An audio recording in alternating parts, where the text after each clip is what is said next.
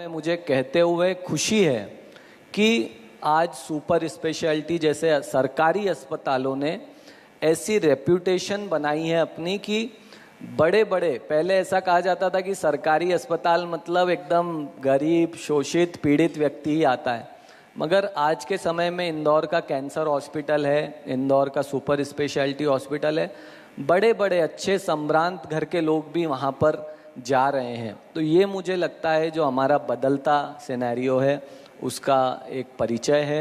निसंदेह स्वास्थ्य के क्षेत्र में अच्छा काम हो रहा है, मगर इसमें भी कोई दो राय नहीं कि अभी भी बहुत इम्प्रूवमेंट की आवश्यकता है।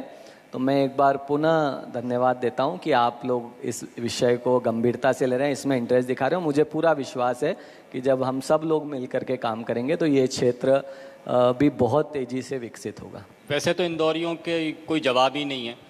इंदौरी वो है जो सब मिलजुल कर काम करते हैं और ये हमको मंच पे भी देखने को मिल रहा है। युवा तरुणाई आकाश विजयवर्गीय है साथ में, तजुर्बों की खान सज्जन सिंह वर्मा एक साथ में मंच पर होकर इंदौर की बात, मालवा की जब बात कर रहे हैं तो अलग ही महत्व हो जाता है। एक युवा होने के नाते मैं आपसे जानना चाहूँगा, वैसे तो चौके चक्के जड़ रहा है स्वच्छता के मामले को लेकर और लगातार आप कह रहे थे कि हमने चयन किया इंदौर का। इंदौर तो वो शहर है जो पूरा देश भर एक तक निगाह से देख रहा है। यहाँ पर क्या सफाई है, गाड़ियों से जब बाहर का शख्स कोई आता है यहाँ से गुजरता भी है तो बोलता बाईपास से नहीं अंदर से चलिए ज़रा देखे तो इंदौर कैसा है। तो इंदौर तो वो शहर है। आगे क्या गुंजाइश आप देखते हैं जो देश, जब ये वो शहर है, इंदौरी मिसाइल की मैं एक बात कर रहा था, तो ग्रीन कॉरिडोर बनता है तो सब साफ हो जाता है, गाड़ी आराम से निकल जाती है, एयरपोर्ट तक निकल जाती है, तो मिसालों की खान है। लेकिन क्या ये मिसाल आगे कहीं और भी आगे जाने की संभावनाएं रखती हैं? नहीं, निसंदेह जैसा कि हम लोग स्वच्छता में नंबर 1 है, आने वाले 25 साल इंदौर हर आयाम में नंबर 1 बने, ये हमारा लक्ष्य है। ये इंदौर की खास बात है कि हम बात करते हैं आज क्या करना है, कल क्या करना है। आपसे पहले मेयर साहब थे, वो बोलते हैं 50 साल, आप 20-25 साल के बारे में बात करते हैं ना, बहुत आगे तक की सोच रखता है इंदौर। नहीं, निसंदेह, और ऐसा नहीं है कि हम लोग सिर्फ सोच ही रहे हैं, हम लोग इस दिशा में काम भी कर रहे हैं। हमने हैदराबाद, बेंगलोर जैसे शहरों की कुछ अच्छी एजेंसीज़ यहाँ पर बुला के मेयर साहब से कोऑर्डिनेट करके उनसे एक डेवलपमेंट प्लान बना रहे हैं कि कितने ब्रिजेस की आवश्यकता है, 25 साल बाद हमारा ट्रांसपोर्टेशन कहाँ रहेगा, कितने हमें फ्लाईओवर्स बनाने की आवश्यकता है, पानी ड्रेनेज के जो लेटेस्ट टेक्नोलॉजी से भरे सिस्टम्स हैं वो कैसे हम लोग प्लेस में ला सकते हैं। और क्योंकि ये हेल्थ कॉन्क्लेव है, मैं अगर हेल्थ सेक्टर की बात करूं तो हर मोहल्ले में अच्छा एक क्लिनिक बने, संजीवनी क्लिनिक्स की अभी प्लानिंग चल रही है, और कैसे जन जन तक दवाई और इलाज निशुल्क पहुँचे, अच्छी क्वालिटी का इलाज और दवाई निशुल्क पहुँचे, इस पे हम लोग काम करने जा रहे हैं। मुख्यतः ट्रांसपोर्टेशन को लेके हम लोग बहुत ज़्यादा चिंतित हैं और उसके लिए इंफ्रास्ट्रक्चर इंदौर बने, ये हमारा उद्देश्य है और हम तेज़ी से उस दिशा में काम कर रहे हैं। बहुत शुक्रिया। लेकिन एक सवाल आपसे, बहुत बातें तो बहुत करने का मन कर रहा है आपसे, लेकिन एक सवाल ज़रूर करूँगा। ये सियासी दिग्गजों का इलाका है, आप नौजवान युवा तरुणाई, आपको डर नहीं लगता इन चेहरों को देखकर? नहीं, डर नहीं लगता, उल्टा कभी डर लगता है तो इन चेहरों को देख के वो डर ख़त्म हो जाता है, क्योंकि हमेशा चाहे कोई भी हो, हम सब के लिए तो सौभाग्य की बात है ही कि हमें नरेंद्र मोदी जी जैसा नेतृत्व मिला है, जिनकी एक एक पल से, एक एक एक्शन से हम लोग सीखते हैं। माननीय मुख्यमंत्री जी शिवराज सिंह चौहान जी से हम लोग एक एक एक्शन से सीखते हैं। ये मैं अपना सौभाग्य मानता हूँ कि ऐसे लीडर्स के नेतृत्व में हम लोगों को काम करने का अवसर मिल रहा है। उसके अलावा भी यदि कहीं हम कमज़ोर पड़ते हैं तो चाहे भाजपा हो या कांग्रेस हो, सज्जन सिंह वर्मा जी जैसे नेता तक हमारे लिए हमेशा कभी भी हम कमज़ोर पड़ते हैं तो खड़े रहते हैं, इस बात की मुझे खुशी है। तो मैं तो कहूँगा कि डर लगना तो दूर, कभी डर लगता भी है तो इन जैसे नेताओं की वजह से वो ख़त्म हो जाता है। सभी लोग दलगत राजनीति से ऊपर उठ के हमारा सपोर्ट करते हैं। आपके पिता कैलाश विजयवर्गीय जी तो देश भर में झंडे गाड़ रहे हैं सफलता के, कामयाबी के, और ये भी एक डर होगा कि वो जितने कामयाब हैं, आप अपेक्षाएं भी जनता, लोग, राजनेता आपसे उतनी रखते होंगे। देखिए, हम लोगों ने तो यही सीखा है उनसे, और कि जनता की आप सेवा करते रहें और ईश्वर को साक्षी मान के सेवा करते रहें। किसी को दिखाने की, बताने की ज़रूरत नहीं है। आप ईश्वर को साक्षी मान के जनता की सेवा करते रहें, तो जो भी होगा अपने आप अच्छा ही होगा। और ज़्यादा हम लोग इसकी चिंता नहीं करते हैं कि क्या अपेक्षा है क्या नहीं। जो भी सर्वश्रेष्ठ कर सकते हैं, अपना तन मन धन उसे करने में लगा देते हैं और बाकी फिर ईश्वर पे छोड़ देते हैं। बहुत बहुत शुक्रिया, आपकी व्यस्तताएं Thank you हमें so पता much. है, और Thank you so much. आप बहुत धन्यवाद देते हैं आपको। Thank you so much. और आपका संदेश आपने हमें दिया, और एक प्रतीक चिन्ह आपको देने के लिए मैं यहाँ पर आमंत्रित करता हूँ न्यूज़ 24 मध्य प्रदेश, छत्तीसगढ़ और लल्लूराम.com के चेयरमैन नमित जैन साहब कि आप हेल्थ सेक्टर में काम कर रहे हैं। आपका बहुत बहुत धन्यवाद उसके लिए। Thank you so much.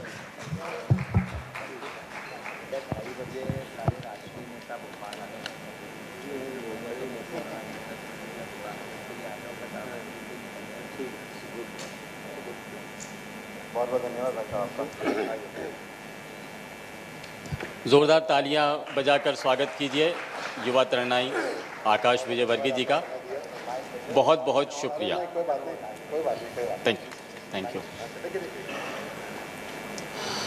Sajjan Singh Verma जी से बातचीत हम शुरू करते हैं। सर, इंदौर को आपने बनते हुए देखा है, बढ़ते हुए देखा है, और अब क्लीन सिटी का दर्जा भी इसको हासिल है। मालवा का सेंटर है, मालवा की दिलो दिमाग पर यह रहता है। इस मालवांचल में ये कहा जाता है कि देश मालवा गहन गंभीर, पग पग धरती डग डग नीर।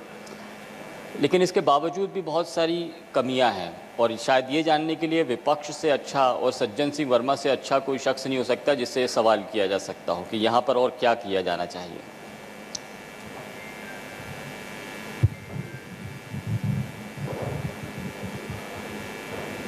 न्यूज़ 24 का मैं आभारी हूँ कि आपने हमारे इंदौर शहर में ये आयोजन रखा है, जिसमें हम अपने विचारों से आम जन को अवगत करा सकते हैं और कई लोगों के विचार जो अच्छे हैं आत्मसात कर सकते हैं। न्यूज़ 24 का मैं आभार व्यक्त करता हूँ। इंदौर मालवा प्रांत की राजधानी है, और ये नगर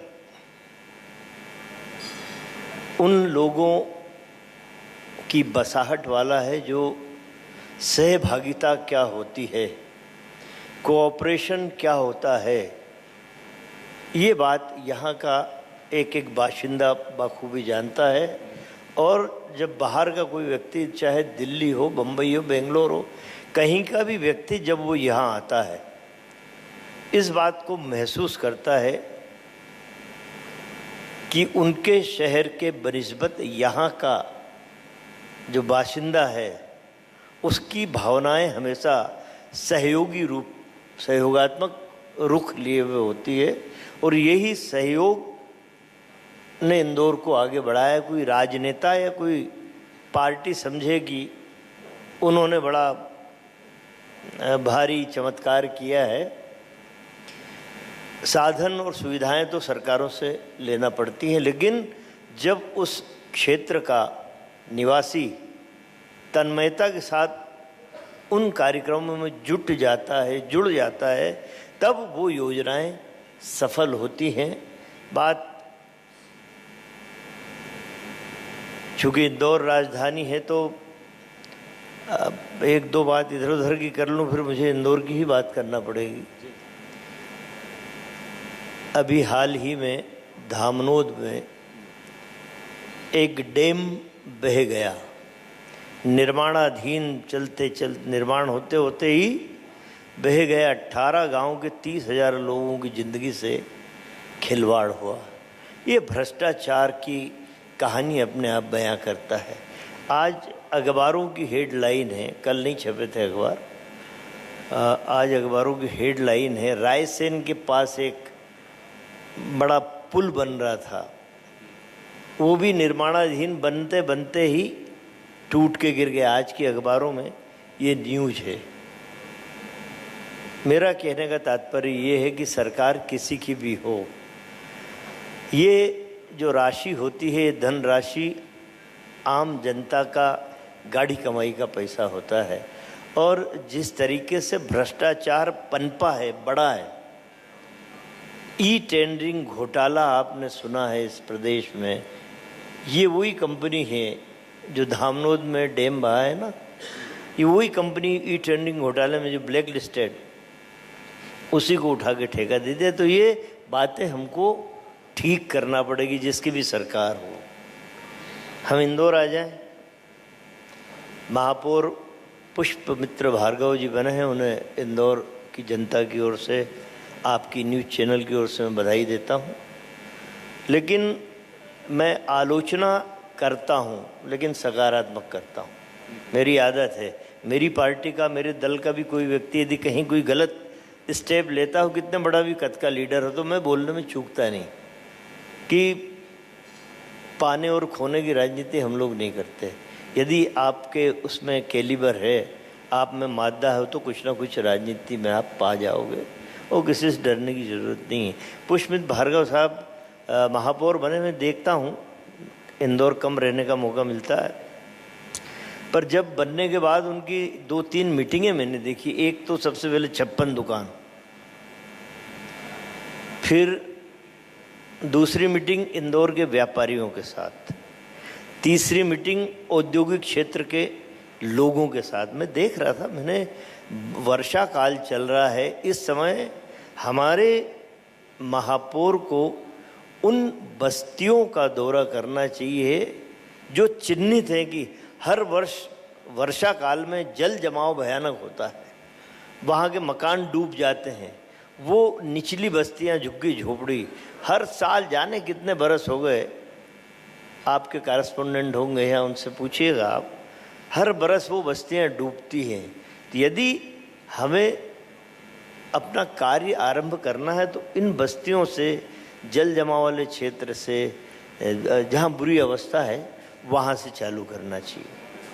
ये शहर यातायात की दृष्टि से इतना खतरनाक है इस समय, यातायात का घनत्व और दबाव इतना भयानक है कि अन्य शहरों की तुलना में यहाँ व्हीकल ज़्यादा हैं। तो बीआरटीएस मैंने बहुत पहले कहा था, जब मैं पीडब्ल्यूडी मिनिस्टर था, यदि मेरा बस चलता तो मैं बीआरटीएस उखाड़ के सबसे पहले फेंक देता। आप देखिए पूरे बीआरटीएस पे कितना भयानक पानी जमा होता है। एक तो सड़कें आपकी छोटी हो गई, इतनी चौड़ी सड़कें हैं जहाँ बीआरटीएस बना है, बीआरटीएस बनने से जल जमाव पूरे बीआरटीएस के अंदर आप 3-3, 4-4 फीट। सबसे बड़ी इस सरकार की विफलता है, इंदौर जैसे महानगर का मास्टर प्लान आज तक सुव्यवस्थित नहीं बना। अब इसके पीछे मैं दोषारोपण करूं कि कुछ वेस्टेड इंटरेस्ट वाले राजनेता हैं। कई ज़मीनें ग्रीन बेल्ट की हैं, उनकी कोशिश है कि आवास में करा लें ताकि बढ़िया माल वाल मिल जाए। वो पर्यावरण भले हमारे शहर का ख़राब हो, प्रदूषित हो, लेकिन ग्रीन बेल्ट जहाँ ग्रीनरी होना चाहिए उसको भी आवास में कन्वर्ट कराने के लिए जो बरसों लग जाते हैं मास्टर प्लान बनने में, मास्टर प्लान ही नहीं बनता, एग्जीक्यूटिव नहीं होता। ये दुर्भाग्य इस शहर का, सेल्फ डेवलप्ड शहर है ये। इतने बरसों के बाद तो कम से कम मुख्यमंत्री जी को सोचना चाहिए कि भाई मास्टर प्लान इंदौर भोपाल का तो कम से कम हम अच्छा बना लें। यहाँ काम करने की बहुत संभावना है। यातायात की बात मैंने आरंभ की। एक बड़ा ब्रिज, जब मैं पीडब्ल्यूडी मिनिस्टर था 2 साल पहले, 6-6.5 किलोमीटर का एक एलिवेटेड ब्रिज, मैंने यातायात का इतना दबाव देख के मुझे यहाँ कोई चुनाव नहीं लड़ना, लेकिन चूँकि इस शहर में पैदा हुआ हूँ तो मेरा कर्तव्य बनता है कि मैं इस शहर के लिए कुछ करूँ। इस शहर में 2 फ्लाईओवर बने हैं। जब मैं अर्बन डेवलपमेंट मिनिस्टर था मेरी साइंस ही बनी है, माणक बाग का और जूनी इंदौर का। इतनी बुरी अवस्था होती थी, रेलवे फाटक बंद रहते थे, वो बनाया है। तीसरा हमने टेंडर करा दिए LIG चौराहे से लेके